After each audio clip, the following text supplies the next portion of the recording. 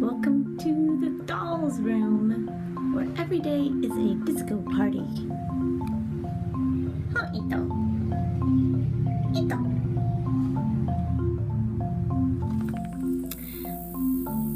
Okay, so to make a dress for your mini Pullip, you will need a working surface,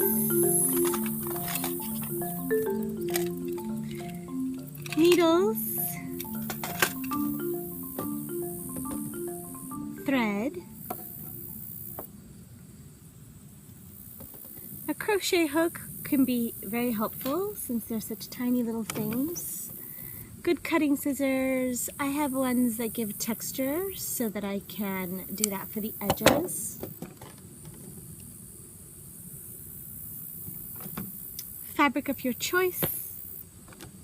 And if you have other little handy tools that make your process easier, by all means. Oh, and of course your little Pullip. I'm going to be making a dress for little Lanai here. When I'm making clothes for dolls where the edging is going to be really challenging, I try to pick quilting fabrics because they're just sturdy enough that that they behave really well for something more of a two-dimensional structure, which is, I'm not going for anything fancier than that for the dress for them. In order to make the sleeves, I'm essentially going to make a poncho kind of an idea. So I'm folding over the fabric and I'll be cutting a little hole for the neck so that one area becomes one sleeve and the other half becomes the other sleeve. You really can't get more simple than that. And I'm going to make a two-part dress. It has a bodice and a skirt.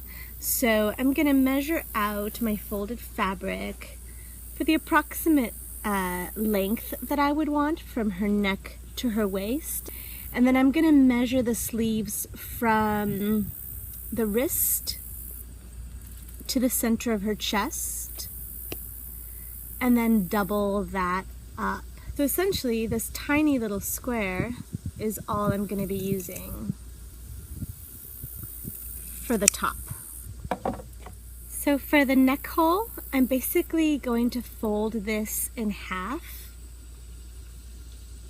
or keep it folded in half, and cut the tiniest little bit off the corner. And I'm talking tiny, because as it's folded, it will be a much bigger hole.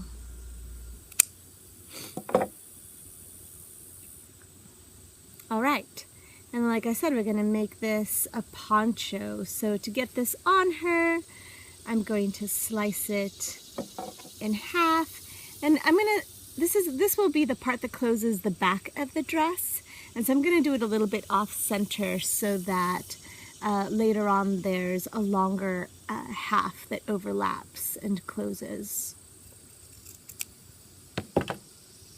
So then I take this poncho and I wrap it around her, and I'm going to measure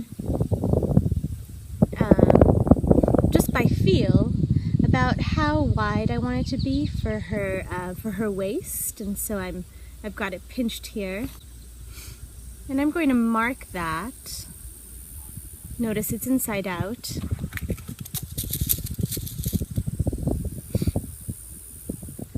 I'm going to mark that right along that line. And then of course do it as symmetrically as possible for the other side.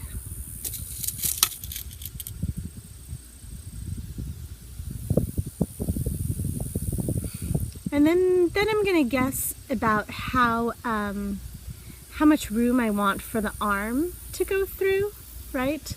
How big we want that loop to be. Which happens to be to about where the head of my pin is. And we'll make that symmetrical on both sides. So basically now I'm going to go in and I'm going to hand stitch a T up these two sides along the sleeves, and then we'll be able to turn it inside out.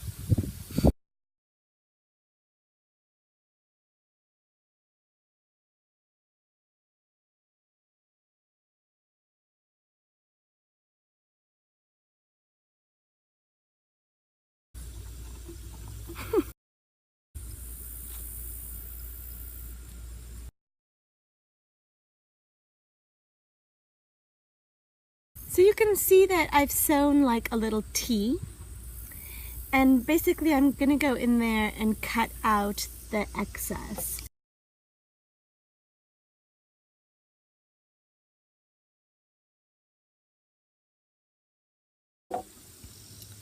Voila, you have your t-shirt inside out, and this is what I use the crochet hook for, to turn it inside out. So I'm going to put that in the sleeve, I'm going to hook that at the end and pull it through. Then I use the blunt end to finish that.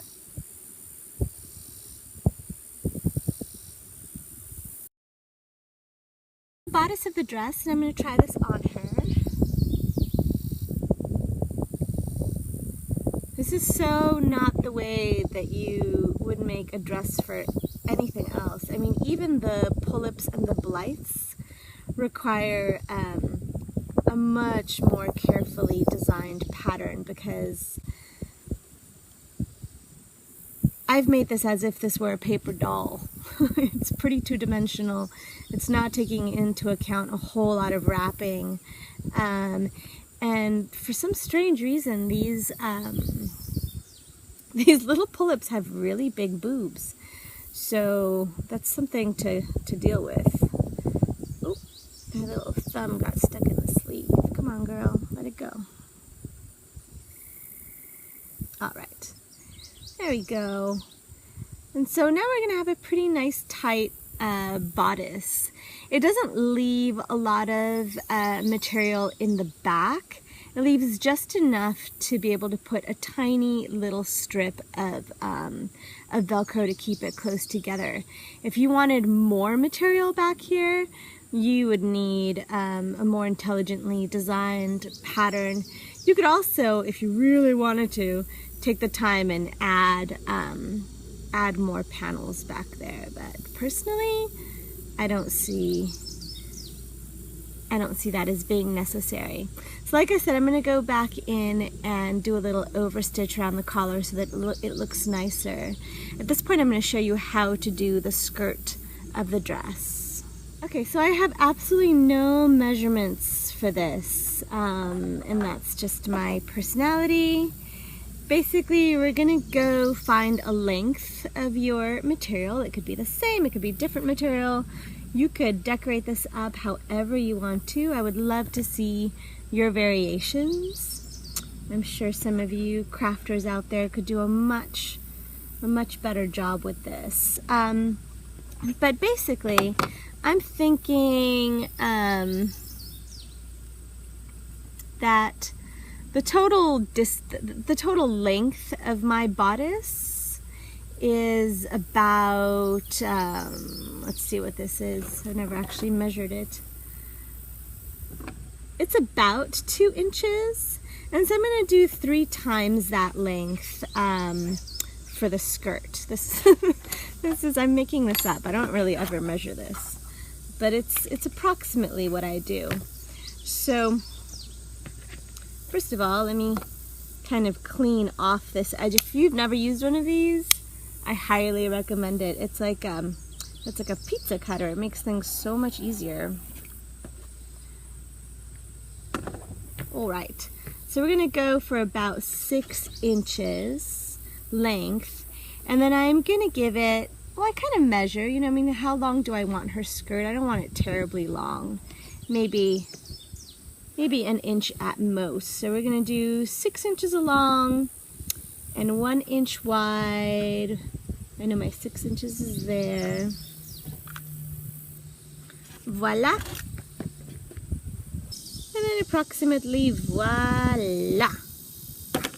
See the careful measurement? It is so precise. Not. So you could, if you had the patience, you could hem this. And this is not too small to be put under a machine. If I were gonna hem it, I would honestly put it under a machine at this point to have that nice, precise, long hem. I've actually really been enjoying this little jagged edge as my hem. Kind of makes it more of a wild little pixie skirt. So I'm just gonna texture the bottom I want the skirt to flare around on all sides. So basically what I'm going to be doing is gathering it along as I stitch it to the body.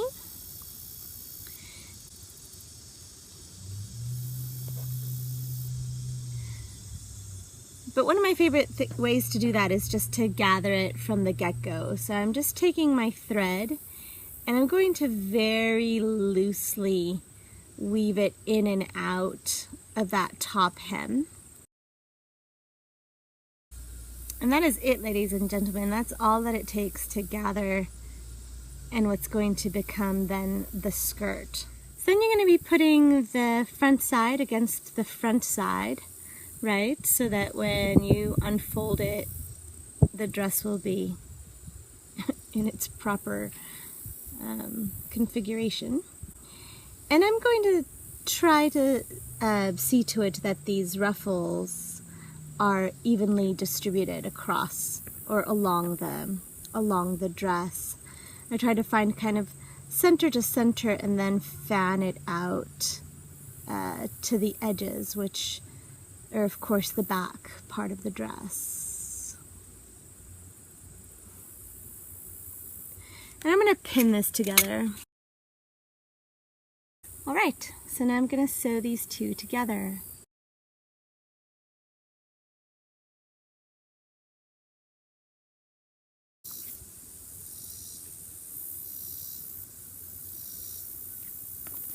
You trim off any excess threads, as long as it's not going to make your thing come apart. And then this is the really fun part, when we turn it around to see our adorable little dress.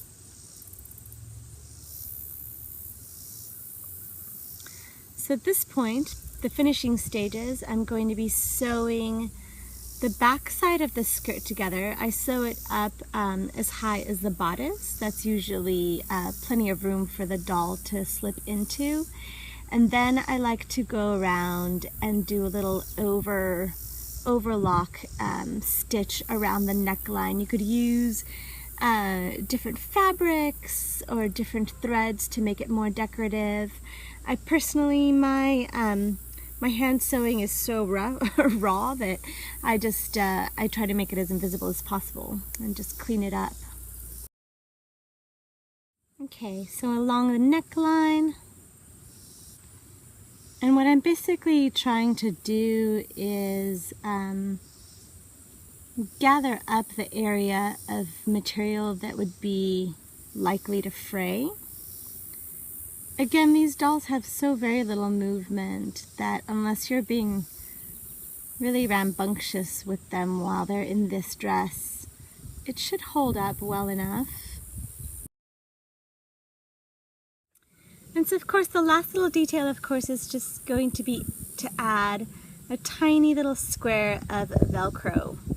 And by tiny little square, I literally mean that I am using a tiny little square, maybe that big. And that's that. You've got your little mini pull-up dress. You could do all kinds of things. The bodice could be shorter, the skirt could be longer.